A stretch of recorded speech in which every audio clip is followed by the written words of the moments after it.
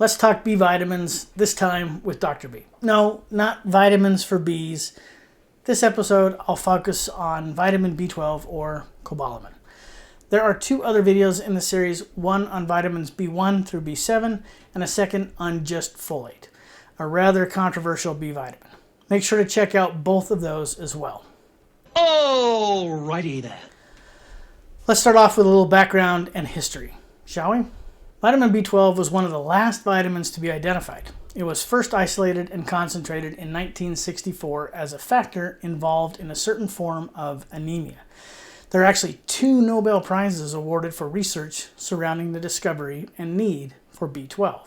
Vitamin B12 is available in 4 forms. All of these are active, but 2 of them are also biological forms. Biological in that these 2 forms are the ones actually used for reactions within the body. All fulfill the body's needs. 2 forms require less work to do that. B12 is another complicated B vitamin like folate. B12 in foods is usually bound to proteins. The methyl and adenylyl forms are the biological forms of B12. In the body, B12 is a key component in heart, circulatory, and nervous function, helping to upcycle some of the byproducts of energy production. There are 4 forms of this vitamin available in supplements. Cyanocobalamin is the oldest form in supplements and fortified foods. The methyl, adenylyl, and hydroxyl forms are all relative newcomers. Let's go through these one at a time. First, let's talk about how cyanocobalamin is made. The original chemical synthetic process includes over 70 unique reactions and is simply too complex to be economically viable. Thus, we turn to bacteria. Commercial B12 is all made using little bacterial factories to produce the cyanocobalamin form. This process requires the use of cobalt, the centerpiece of the B12 molecule, and a cyano group donor. This is most often thiocyanate or potassium cyanide. Both of these last compounds have safety and environmental concerns. Newer methods are gaining prominence, which reduce the quantities needed. Use of potassium cyanide is the less preferred method due to the unsustainability and toxicity associated with this compound. Really quickly, cyano does not equal cyanide. Cyano is a chemical term referring to a particular type of bond between carbon and nitrogen. Cyanide is a charged, highly reactive form of a cyano group. All cyanides have a cyano group, but not all cyano groups will yield a cyanide. Cyanocobalamin is one of those compounds where a loss of the cyano group does not yield any toxic cyanide. Not to mention, the quantities involved here are very, very, very low, well below toxic levels. The cyano form is by far the most widely used form. This is mostly due to its stability and affordability. It requires a lot of care when producing the other forms to keep them from degrading. Likewise, the shelf life of products with methyl or adenylyl forms will be shorter than those using the cyano form, which is still a very unstable vitamin.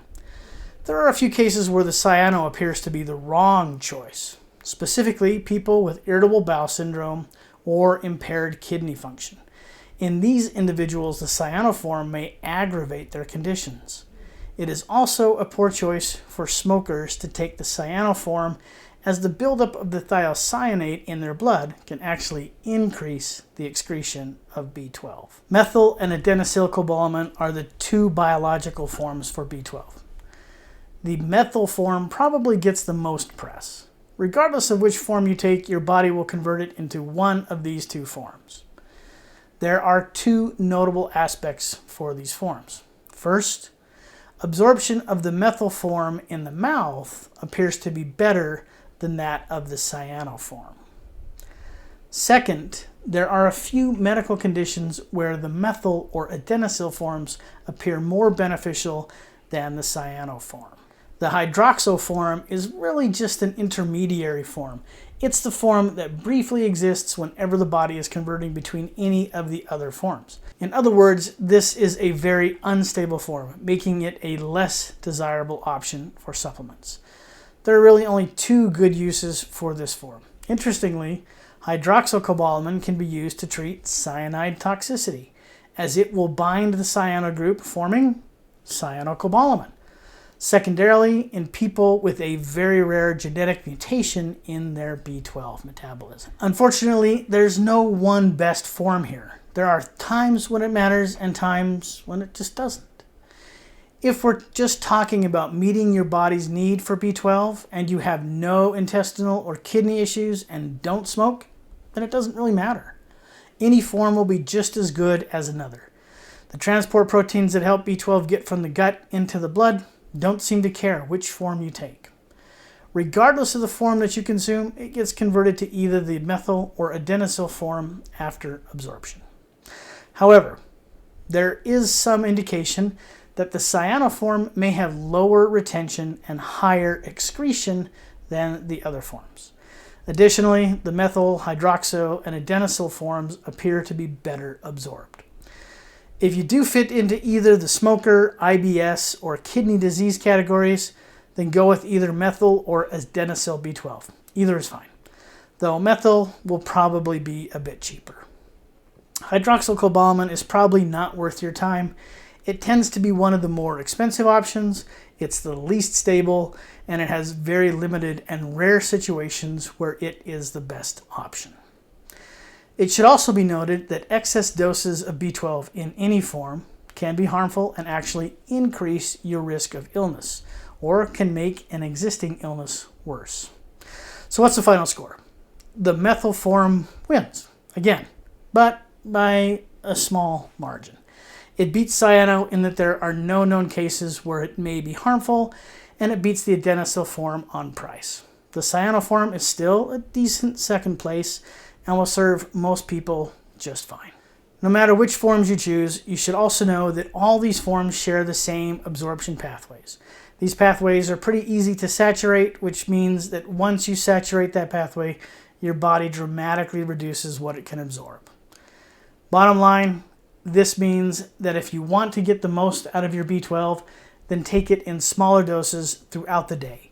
If you take large doses all at once, then most of what you're paying for is literally being flushed down the toilet. What's the best way to do that? Eat healthy foods all day long. If you choose to supplement, then do it in divided doses with the appropriate forms. Boom. Knowledge supplemented. Thanks for watching. All my references for this video are in the description below. This is not a comprehensive bibliography, just enough to cover the bases. Use these to help guide any additional study. Make sure to check out the other two B vitamin videos and let me know what other topics you'd like covered in the comments. Liking and subscribing helps me out and lets me know which topics are the most valuable to you all. See you next time.